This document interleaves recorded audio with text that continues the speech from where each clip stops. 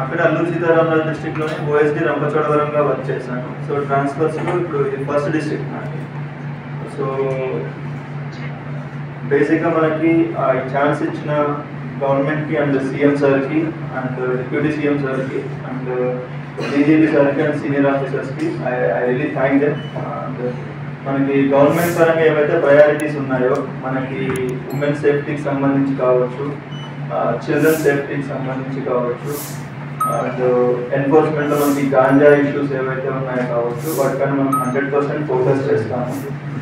దాంతోపాటుగా మనకి పబ్లిక్కి పోలీస్ పైన ఒక కాన్ఫిడెన్స్, ఆ ట్రస్ట్, నమ్మకం ఏదైతే ఉంటుందో అది ఇంక్రీజ్ చేశారని వర్కింగ్ అనేది డెఫినెట్గా ఉంటుంది.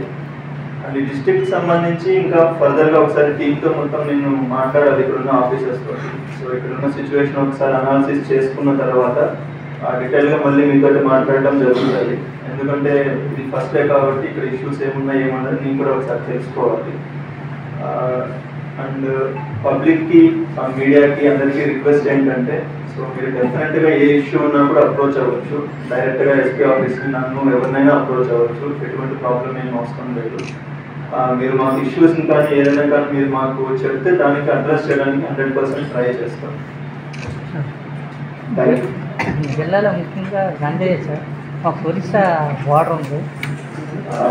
అది నేను ఒకసారి మాట్లాడిన తర్వాత ఆఫీసర్స్ అందరితో మాట్లాడిన తర్వాత అప్పుడు మీతో నేను మళ్ళీ పిలిచి డెఫినెట్గా మాట్లాడతాను.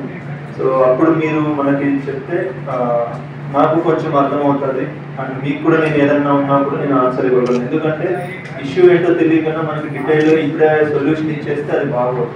మనకి ఫస్ట్ ఇష్యూ ఏంటో తెలుసుకోవాలి. అండ్ గాంజాకి డెఫినెట్గా, ఎందుకంటే నేను వర్క్ చేసి వచ్చిన అల్లూరు సీతారామరాజు డిస్ట్రిక్టే కాబట్టి గాంజా అక్కడ మనకి ఒడిస్సా స్టేట్ నుంచి ట్రాన్స్పోర్టేషన్కి that is like entry point మన స్టేట్ సదరన్ డిస్ట్రిక్ట్స్కి అన్నిటికి. కాబట్టి గాంజా పైన క్లియర్ ఐడియా ఉంది. 100% దానిపైన ఎఫెక్టివ్గా ఉంటుంది. ఓకే, రిజల్ట్స్ అనేది మీరు ఒక రోజులో రాదు అది.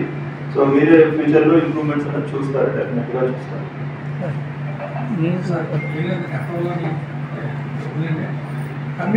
ఉంటుంది రకరకాల యాక్టివిటీస్ అండ్ 24 hours ఉండడము, ఫ్యామిలీస్కి దూరంగా ఉండడము, లేదంటే చాలా రోజుల నుంచి ఒకే దగ్గర వర్క్ చేస్తూ ఉండడము, ఇలాంటి రకరకాల ప్రాబ్లమ్స్ ఉంటాయి.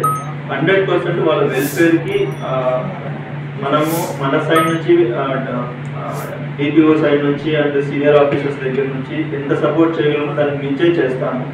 ఎందుకంటే ఒక కన్సర్న్ ఏంటంటే మేము వర్క్ చేసి వచ్చింది ఏజెన్సీ ఏరియా, అక్కడ ఇంతకన్నా ఇంకా చాలా ప్రాబ్లమ్స్ ఉన్నాయి. సో అక్కడ అడ్రస్ అక్కడ చేయగలిగాం కాబట్టి ఇక్కడ కూడా 100% చేస్తాము. వెల్ఫేర్ పరంగా కానీ వాళ్ళకి ఏ ఇష్యూస్ ఉన్నా 100% అవైలబిలిటీ వాళ్ళకి సపోర్ట్ చేయడం జరుగుతుంది.